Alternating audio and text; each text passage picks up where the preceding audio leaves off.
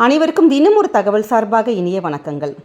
நாம் இன்றைக்கி பார்க்க போகிற பதிவு சித்திரை முதல் நாள் குரோதி வருட பிறப்பு அன்னைக்கு நம்முடைய வீடுகளில் நம்ம எப்பயுமே கொண்டாடுகின்ற சித்திரை கனி காணுதல் நிகழ்ச்சி. அந்த சித்திரை கனி காணுதலில் எந்த 3 பொருட்கள் நம்முடைய அந்த கனி காணுதலில் முக்கியமாக கட்டாயமாக வைக்க வேணுங்கிற ஒரு பதிவு தான் இன்றைக்கி பார்க்க போகிறோம். நம்ம பதிவுக்குள்ளே போகிறதுக்கு முன்னாடி நம்ம சேனலை இது வரைக்கும் சப்ஸ்கிரைப் பண்ணாதவங்க கண்டிப்பாக சப்ஸ்கிரைப் பண்ணிக்கோங்க. அப்போ தான் எங்களுடைய எல்லா பதிவுகளும் நோட்டிஃபிகேஷன்ஸ் உங்களுக்கு உடனுக்குடனே வரும். இப்போ நம்ம பதிவை பார்க்கலாம். தமிழ் மாதங்களில் சித்திரை முதல் நாள் தமிழ் வருட பிறப்பாக கருதப்படுது. அந்த வகையில் இந்த சித்திரை 1ஆம் தேதி குரோதி தமிழ் வருடம் தொடங்குது. அப்படிப்பட்ட தமிழ் வருட பிறப்போட முதல் நாளில் சித்திரை கனி காணுதல் அப்படிங்கிற முறை நம்முடைய பழக்கத்தில் இருக்குது. ஆனால் இந்த வருஷம் நீங்கள் கனி உங்கள் வீட்டில் வைக்கிறப்ப இந்த ஒரு 3 பொருட்கள் கட்டாயமாக வைக்கணும்னு நம்ம சொல்லப்பட்டிருக்கு. அப்படிப்பட்ட என்ன 3 பொருட்கள்ங்கிறதான் இன்றைக்கி நம்ம பதிவில் பார்க்க போகிறோம். இந்த குரோதி தமிழ் வருட பிறப்பானது ரொம்ப ரொம்ப முக்கியமானதாக கருதப்படுது. ஏன்னு கேட்டிங்கன்னா, இந்த வருஷப்பரப்போட அந்த வருஷப்பரப்பு ஆரம்பம் இருக்குது பார்த்திங்களா, அந்த நேரத்தில் சூரிய பகவான் குரு பகவானோட சேர்ந்து ஒரே ராசியில் பயணம் செய்ய போகிறார். இது ரொம்ப ரொம்ப அரிதான ஒரு நிகழ்வு. ஏன்னா 12 ஆண்டுகளுக்கு பிறகு இப்போது தான் இந்த நிகழ்வு நடக்கப்படுதுன்னு சொல்லப்படுது. இந்த மாற்றமானது அனைத்து ராசிகளுக்குமே ரொம்ப யோகத்தை தருவதாக அமைஞ்சிருக்குங்க. அது மட்டும் இல்லாமல் இந்த தமிழ் வருஷப்பரப்பு முருகனுக்கு மிகவும் உகந்த சஷ்டி திதியில் பிறக்குது. இது மேலும் மேலும் விசேஷ பலன்களை தரக்கூடியதாக நமக்கு அமைஞ்சிருக்கு.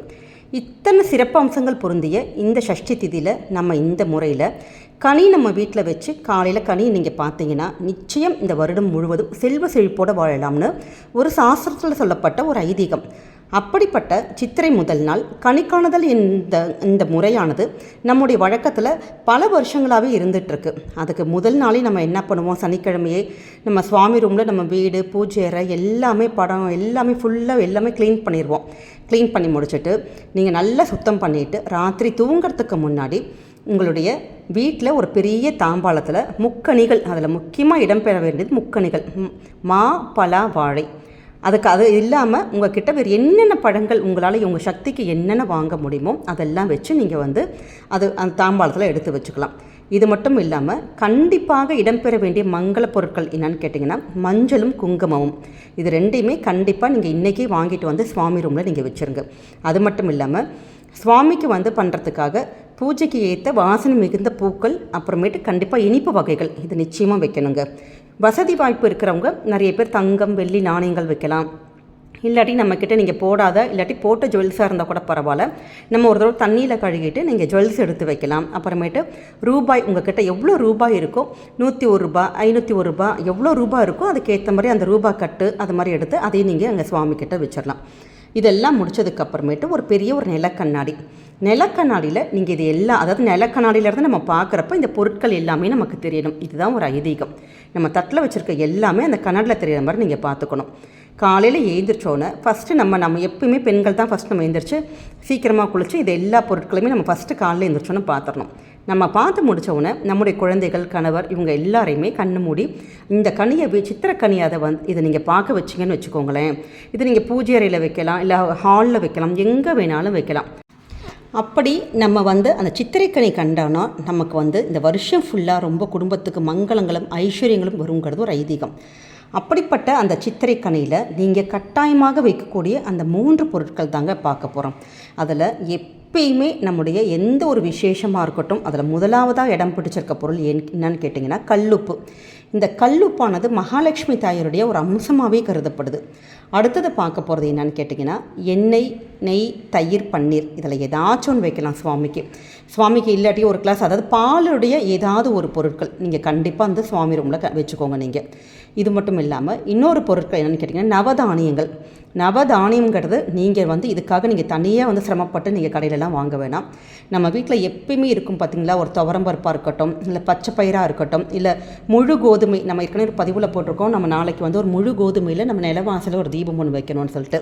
ஏன்னா ஞாயிற்றுக்கிழமை சூரிய வருடம் இதுங்கிறதுனால அதனால் அப்படிப்பட்ட முழு தானியத்தையும் நீங்கள் கொஞ்சோண்டு வாங்கினீங்கன்னா நீங்கள் இந்த கனி வைக்கிறதுக்கும் உங்களுக்கு யூஸ்ஃபுல்லாக இருக்கும். அதனால் ஒரு கோதுமை தானியம் நம்ம வீட்டில் இருக்க அந்த நவ தானியங்களே தாராளமாக போதுங்க. இதில் 3 இல்லாட்டி 5 அது மாதிரி கொஞ்சம் நம்ம ஒரு இதில் அரிசி, பருப்பு, இந்த பச்சை பயிறு அப்புறமேட்டு இந்த முழு கோதுமை, அப்புறமேட்டு உங்களுடைய ஏதாச்சும் ஒரு நவதானியம் எக்ஸ்ட்ராவாக, மொத்தம் அது மாதிரி 3 கணக்கு வச்சுக்கலாம், 5 கணக்கு வச்சுக்கலாம். அது மாதிரி உங்கள் வீட்டுடைய பழக்கங்கள் எப்படியோ அது மாதிரி நீங்கள் வாங்கி வைக்கலாங்க.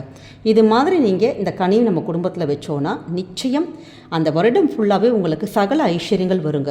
ஒருவேளை எங்களுக்கு இந்த பழக்கங்கள் கிடையாது அப்படின்னு நீங்கள் நினைக்கிறவங்க உங்கள் வீட்டில் தீபம் மட்டும் நீங்கள் ஏற்றி வச்சுட்டு அட்லீஸ்ட் அந்த 3 பொருட்கள், கொஞ்சோண்டு கல்லுப்பு, ஒரே ஒரு பவுலில் கல்லுப்பு எடுத்துக்கோங்க.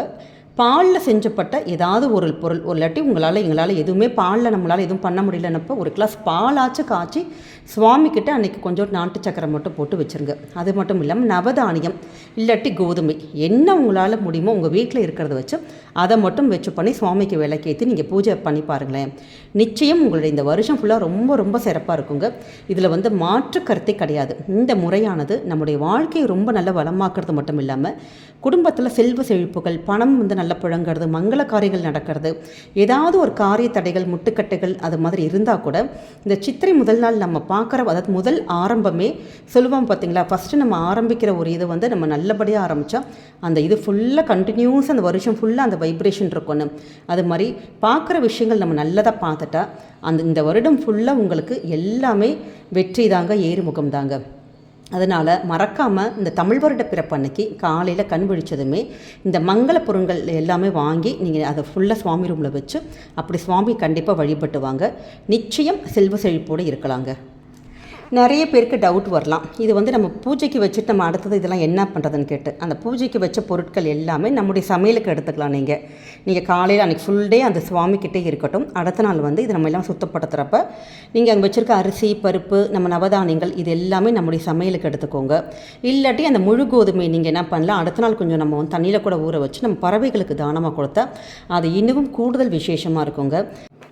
இந்த சித்திரை கனி நம்ம வைக்கிறப்ப கண்டிப்பாக இந்த பழக்கத்தை உங்களுடைய குழந்தைங்களுக்கு சொல்லிக் கொடுங்க. ஏன்னு கேட்டிங்கன்னா, நம்ம இது மாதிரி கனி வைக்கிறப்ப நம்ம எதுக்காக வைக்கிறோம், என்ன பர்பஸ்க்காக வைக்கிறோம் அப்படிங்கிற ஒரு அறிவு, ஒரு ஆன்மீக அதோட கிளாரிட்டி அந்த குழந்தைங்களுக்கு கண்டிப்பாக கிடைக்குங்க. ஏன்னு கேட்டால் அடுத்த தலைமுறையினர் நம்ம குழந்தைங்க நம்ம மூலமாக ஒரு சில புது விஷயங்கள் கற்றுக்கிட்டால் அது நமக்கும் நல்லது தானே.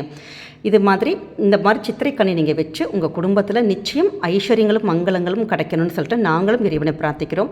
இந்த பதிவு உங்களுக்கு பிடிச்சிருக்குன்னு நினைக்கிறோம். பிடிச்சிருந்தா உங்களோட ஃபேமிலி மெம்பர்ஸ், ஃப்ரெண்ட்ஸுக்கு ஷேர் பண்ணுங்கள். அவங்களும் இதை பார்த்து பலன் அடைஞ்சாங்கன்னு வச்சுக்கோங்களேன்.